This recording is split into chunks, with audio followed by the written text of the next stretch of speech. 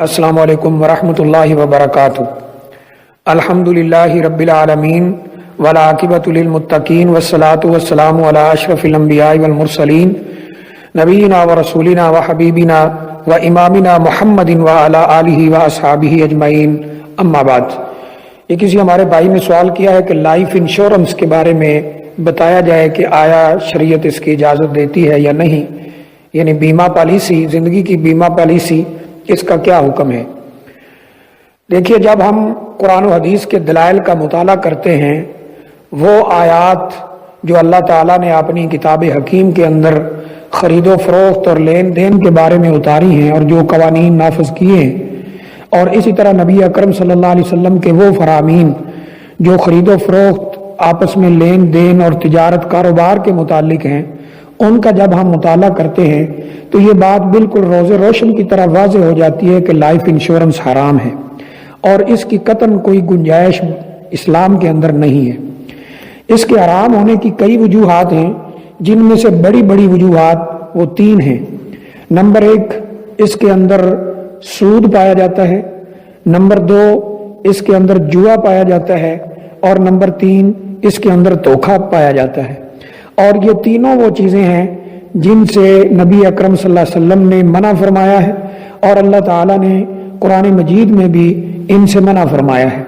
اللہ تعالیٰ نے قرآن مجید میں فرمایا وَأَحَلَّ اللَّهُ الْبَيْعَ وَحَرَّمَ الرِّبَا، اللہ تعالیٰ نے تمہارے لیے خرید و فروخت کو جائز قرار دیا ہے اور سود کو حرام قرار دیا ہے۔ اور نبی کریم صلی اللہ علیہ وسلم نے فرمایا سود کا گناہ جو ہے اس کے کئی درجے ہیں، سب سے ادنا درجہ یہ ہے جیسے حقیقی ماں کے ساتھ زنا کیا جائے۔ اور آپ نے فرمایا تھا سود لینے والے پر، دینے والے پر، لکھنے والے پر، اس کی گواہی بھرنے والے پر اللہ تعالیٰ کی لعنت ہو۔ اور جہاں تک یہ اس میں یعنی جوا کا تعلق ہے تو اس سے بھی اللہ تعالیٰ نے قرآن مجید میں روکا ہے، فرمایا انما الخمر والمیسر والانصاب والازلام رجس من عمل الشیطان فاجتنبوہ، کہ یہ جوا اور شراب اور یہ پانسا اور فال، یہ ساری ایسی چیزیں ہیں جو شیطانی اعمال ہیں، ان سے تم فوراً رک جاؤ، ان کو ترک کر دو۔ اور دھوکہ کے بارے میں بھی نبی اکرم صلی اللہ علیہ وسلم کی کئی ایک احادیث ملتی ہیں، جیسے حدیث میں آتا ہے کہ آپ نے دھوکے والی بیع سے منع کیا ہے، اور ایک حدیث میں آتا ہے آپ نے فرمایا من غشنا فلیس منا، جس نے ہمارے ساتھ دھوکہ کیا، ملاوٹ کی، اس کا ہمارے ساتھ کوئی تعلق نہیں ہے۔ جہاں تک یہ سوال ہے کہ یہ سود کیسے ہے، تو یہ سود اس طرح ہے کہ اگر کوئی شخص 5 سال کی پالیسی لیتا ہے یا 10 سال کی پالیسی لیتا ہے اور منتھلی 1000 روپے کمپنی والوں کو، بیمہ پالیسی والوں کو، انشورنس کمپنی کو ادا کرتا ہے، تو اس لحاظ سے اس نے 1 سال میں 12,000 روپے ان کو جمع کروائے ہیں، اور اگلا سال آتا ہے مکمل ہوتا ہے تو 24,000 ہو جاتے ہیں، اگلا سال آتا ہے 36,000 ہو جاتے ہیں۔ 3 سال کے بعد اس کے ساتھ کوئی حادثہ ہوتا ہے، وہ وفات پا جاتا ہے، تو اس کے ورثاء کو یہ 36,000 کی بجائے کئی لاکھ دیا جاتا ہے۔ تو یہی سود ہے، اسی سے شریعت نے منع کیا ہے۔ اور سود ایسا گناہ ہے کہ اللہ تعالیٰ نے قرآن مجید میں فرمایا کہ اگر اس کا حکم معلوم ہو جانے کے بعد بھی تم باز نہ آؤ تو فَأْذَنُوا بِحَرْبٍ مِّنَ اللَّهِ وَرَسُولِهِ، تو پھر اللہ تعالیٰ کے ساتھ سیدھی جنگ کے لیے تم تیار رہو۔ اور جس نے اللہ اور اللہ کے رسول صلی اللہ علیہ وسلم کے ساتھ جنگ کی وہ کبھی بھی کامیاب نہیں ہو سکتا، تباہی اور بربادی اس کا مقدر بن کے رہتی ہے۔ سود کے نظام پر چلنے والے معاشرے اور سود کے نظام پر چلنے والے یعنی ادارے، یہ سب کے سب تباہ و برباد ہو جاتے ہیں۔ اور جہاں تک لائف انشورنس کے اندر جوا کا تعلق ہے کہ وہ کس طرح ہے، تو وہ ایسے ہے کہ اگر کسی شخص نے 1000 روپے کی پالیسی لی ہے 5 سال کے لیے اور 1000 روپے ہر مہینے ادا کرتا ہے، منتھلی بیسس پر 1000 روپے دیتا ہے، تو اس طرح 5 سالوں میں اس کا یہ جو پیسہ بن جائے گا یہ تقریباً 60,000 روپے بنے گا۔ لیکن اگر ان 5 سالوں میں اس کے ساتھ کوئی حادثہ رونما نہیں ہوتا اور 5 سال پورے ہو جاتے ہیں تو یہ کمپنی والے جو ہیں ان کے پاس پیسے چلے جاتے ہیں، جو لائف انشورنس کمپنی ہے اس کے پاس پیسے چلے جاتے ہیں۔ تو یہ اسی یعنی امید پر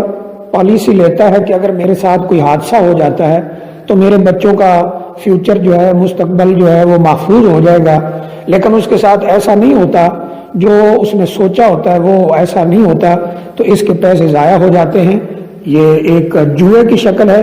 اور اللہ تعالیٰ نے قرآن مجید میں اس سے منع کیا ہے، اور نبی اکرم صلی اللہ علیہ وسلم نے بھی ایسی یعنی جو لین دین کے طریقے تھے زمانہ جاہلیت میں پائے جاتے تھے، ان سب سے منع کر دیا تھا۔ پھر اس میں دھوکہ کی شکل یہ ہے کہ نہ ہی تو پالیسی لینے والے کو پتا ہوتا ہے کہ اس کے ساتھ کیا ہونے والا ہے، اسے کتنا پیسہ ملے گا، کب اس کے ساتھ حادثہ ہوگا، اور نہ ہی پالیسی دینے والوں کو اس بات کا علم ہوتا ہے۔ تو یہ دھوکے کے اوپر جو لین دین کیا جا رہا ہے، فراڈ کے اوپر، دھوکے کے اوپر، اس سے بھی نبی اکرم صلی اللہ علیہ وسلم نے منع فرمایا۔ اسے عربی میں بیع الغرر کہا گیا ہے، تو حدیث میں آتا ہے کہ رسول اللہ صلی اللہ علیہ وسلم نے بیع الغرر یعنی دھوکے والی بیع سے منع کیا ہے۔ پھر اس میں ایک اور بات اہم یہ ہے کہ اگر کوئی شخص اس پالیسی سے نکلنا چاہتا ہے تو اس کو جو وہ قسطیں ادا کر چکا ہوتا ہے وہ پیسے واپس نہیں کیے جاتے، حالانکہ اللہ تعالیٰ نے قرآن مجید میں فرمایا ہے کہ وَإِن تُبْتُمْ فَلَكُمْ رُؤُوسُ أَمْوَالِكُمْ لَا تَظْلِمُونَ وَلَا تُظْلَمُونَ، کہ اگر تمہیں پتہ چل جائے کہ یہ تمہارا لین دین کاروبار اسلامی اصولوں کے مطابق نہیں ہے بلکہ سود جوا وغیرہ کے اوپر مشتمل ہے، سود کی طرف یہاں اشارہ ہے، تو تمہارے لیے صرف یہ جائز ہے کہ جو تمہارے اصل پیسے ہیں وہ واپس لے لیے جائیں۔ تو اس لیے یہاں ایسا بھی ممکن نہیں ہے۔ بہت سے بھائیوں کی طرف سے یہ سوالات آئے ہیں کہ جی آپ وہ کمپنی والے پیسے واپس نہیں کرتے، اگر تو وہ پیسے اصل پیسے جو ہیں واپس کر دیتے ہیں تو بہت اچھی بات ہے، اور اگر نہیں کرتے تو یہ معاملہ اللہ تعالیٰ پر چھوڑ دیا جائے، اللہ تعالیٰ اس کا بہتر بدلہ عطا فرماتا ہے۔ نبی کریم صلی اللہ علیہ وسلم نے فرمایا من ترک للہ شیئا عوضہ اللہ خیرا منہ، کہ جو اللہ تعالیٰ کے لیے کسی چیز کو چھوڑ دیتا ہے تو اللہ تعالیٰ اسے اس کا بہتر سے بہتر بدلہ عطا فرماتے ہیں۔ تو بہرحال یہ ہر لحاظ سے حرام ہے۔ اب بعض لوگ یہ کہہ دیتے ہیں کہ جی اگر یہ حرام ہے تو اتنے لوگ یہ پالیسی لے رہے ہیں، کئی اس میں مذہبی لوگ بھی شامل ہیں، تو دیکھیے نہ تو لوگوں کی کثرت تعداد ہمارے لیے دلیل ہے اور نہ ہی مذہبی لوگوں کا کوئی عمل کرنا ہمارے لیے دلیل ہے۔ ہمارے لیے دلیل ہے تو یا اللہ تعالیٰ کا فرمان ہے، اللہ تعالیٰ کا قرآن ہے، یا رسول اللہ صلی اللہ علیہ وآلہ وسلم کی حدیث ہے، آپ کی سنت ہے، آپ کا عمل ہے، آپ کا حکم ہے۔ تو جب ہم ان دونوں چیزوں کو دیکھتے ہیں جو ہماری شریعت کا بنیادی ماخذ ہیں، تو ان دونوں کے لحاظ سے یہ بیمہ پالیسی، لائف انشورنس بالکل حرام ہے۔ اس میں سود ہے، جوا ہے، دھوکہ ہے، اس سے بچنا چاہیے۔ اس سے معیشتیں تباہ ہو رہی ہیں سودی نظام سے اور اس طرح کی لین دین سے۔ اللہ تعالیٰ ہمیں ایسے اعمال سے بچنے کی توفیق دے جو اللہ کے غضب کا ذریعہ ہوں،